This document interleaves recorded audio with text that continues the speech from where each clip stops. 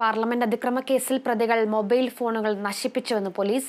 4 mobile ഫോണുകളും കത്തിനശിച്ച നിലയിൽ കണ്ടെത്തിയതായി പോലീസ് അറിയിച്ചു. രാജസ്ഥാനിൽ നിന്നാണ് ഫോണുകൾ കണ്ടെത്തിയത്. വിശദാംശങ്ങളുമായി ആന്റണി ജോർജ് നമ്മളോടൊപ്പം ചേരുന്നുണ്ട്. ആന്റണി, ഇപ്പോൾ ഈ പാർലമെന്റ് അതിക്രമ കേസിലെ പ്രതികളുടെ ഇതിൽ വിവരം നോക്കുകയാണെങ്കിൽ മൊബൈൽ ഫോണുകൾ ഇവർ നശിപ്പിച്ചുവെന്നാണ് പോലീസ് ഇപ്പോൾ നൽകുന്ന വിവരം. ഇവർ ഈ 4 മൊബൈൽ ഫോണുകളും കത്തി നശിച്ച നിലയിൽ കണ്ടെത്തിയതായിട്ടാണ് പോലീസ് ഇപ്പോൾ അറിയിച്ചിട്ടുള്ളത്. ഇത് കണ്ടെടുത്തിട്ടുമുണ്ട്. എന്തൊക്കെയാണ് ഇത് സംബന്ധിച്ച വിവരങ്ങൾ? അനുജ, തീർച്ചയായും ഈ ലളിത് ഷാ, അതായത് ഈ കേസിലെ മുഖ്യ സൂത്രധാരൻ എന്നറിയപ്പെടുന്ന കൊൽക്കത്ത സ്വദേശി ലളിത് നേരത്തെ തന്നെ പോലീസിന് മൊഴി നൽകിയിരുന്നു. ഈ മൊബൈൽ ഫോണുകൾ താൻ നശിപ്പിച്ചു, അത് കത്തിച്ചു കളഞ്ഞു എന്നുള്ള കാര്യം. കാരണം അന്ന് ഈ അതിക്രമം ഉണ്ടായ ദിവസം ഈ സംഭവത്തിൽ പ്രതികളുടെ 4 പേരുടെയും മൊബൈൽ ഫോണുകളുമായി കടന്നു കളഞ്ഞത് ലളിതാണ്. ലളിതിന്റെ പക്കലാണ് ഈ ഫോണുകൾ ഉണ്ടായിരുന്നത്. തുടർന്ന് ഈ ഫോണുകൾ കണ്ടെത്താനുള്ള ഒരു ശ്രമത്തിലായിരുന്നു അന്വേഷണ സംഘം. അങ്ങനെ ചോദ്യം ചെയ്തപ്പോൾ ലളിത് പറഞ്ഞിരുന്നു, ഈ ഫോണുകൾ നശിപ്പിച്ചു കളഞ്ഞു, താൻ അത് കത്തിച്ചു കളഞ്ഞു. അത് ഈ അടുത്ത ദിവസം അറസ്റ്റിലായ മഹേഷിന്റെ സഹായത്തോടു കൂടി രാജസ്ഥാനിൽ വെച്ചാണ് കത്തിച്ചു കളഞ്ഞതെന്നുള്ളൊരു മൊഴി നൽകിയിരുന്നു. ഇതിന്റെ അടിസ്ഥാനത്തിൽ ഇത് ആദ്യം പോലീസ് വിശ്വസിച്ചിരുന്നില്ല. പിന്നീട് ഇപ്പോൾ പോലീസ് രാജസ്ഥാനിൽ ഈ പറഞ്ഞ സ്ഥലത്ത് പരിശോധന നടത്തിയപ്പോഴാണ് ഈ കത്തിക്കരിഞ്ഞ നിലയിൽ ഫോണുകളുടെ അവശിഷ്ടം കണ്ടെത്തിയത്. ഏതായാലും ആ പ്രധാന തെളിവുകളാണ് ഇപ്പോൾ നശിച്ചിരിക്കുന്നത് എന്നുള്ളതാണ്. കാരണം പക്ഷേ ഇതിന്റെ ഭാഗങ്ങൾ അടക്കം പോലീസ് ഇപ്പോൾ ശേഖരിക്കുകയും ചെയ്തിട്ടുണ്ട്.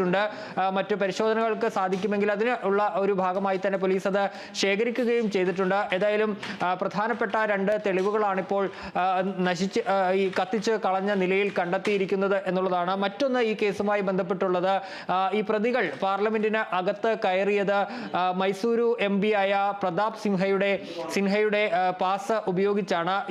ആ സാഹചര്യത്തിൽ നേരത്തെ തന്നെ സിൻഹയ്ക്കെതിരെ ആരോപണങ്ങൾ ഉയർന്നിരുന്നു. ആ സാഹചര്യത്തിൽ ഇപ്പോൾ ഡൽഹി പോലീസിന്റെ സ്പെഷ്യൽ സെല്ല് സിൻഹയെ ചോദ്യം ചെയ്യാനുള്ള നടപടികളിലേക്കും കടക്കുന്നു എന്നുള്ളതാണ് മനസ്സിലാക്കാൻ സാധിക്കുന്നത്. അദ്ദേഹം അടുത്ത ദിവസം തന്നെ വിശദമായി തന്നെ ചോദ്യം ചെയ്യാനാണ് അന്വേഷണ സംഘത്തിന്റെ തീരുമാനം. കാരണം എങ്ങനെയാണ് ഈ പ്രതികൾ ഈ പാസ് സംഘടിപ്പിച്ചത് എന്നതടക്കമുള്ള കാര്യങ്ങളിൽ ഇപ്പോഴും വ്യക്തത വരേണ്ടതുണ്ട്. കാരണം ഇവരകത്തേക്ക് പ്രവേശിച്ചതിലടക്കം വലിയ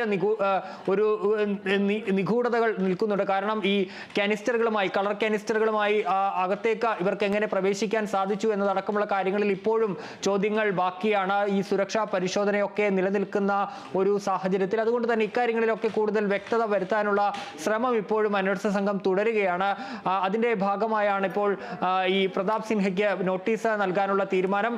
ഏതായാലും ഈ മൊബൈൽ ഫോണുകളുടെ അടക്കം കാര്യവും വിശദമായി തന്നെ പോലീസ് പരിശോധിക്കുന്നു. ഏതായാലും ഈ പ്രതികൾ ഇപ്പോഴും അന്വേഷണ സംഘത്തിന്റെ കസ്റ്റഡിയിൽ തന്നെയുണ്ട്. അതുകൊണ്ട് തന്നെ വിശദമായുള്ള ചോദ്യം ചെയ്യൽ തുടരുകയാണ്. അനുജ.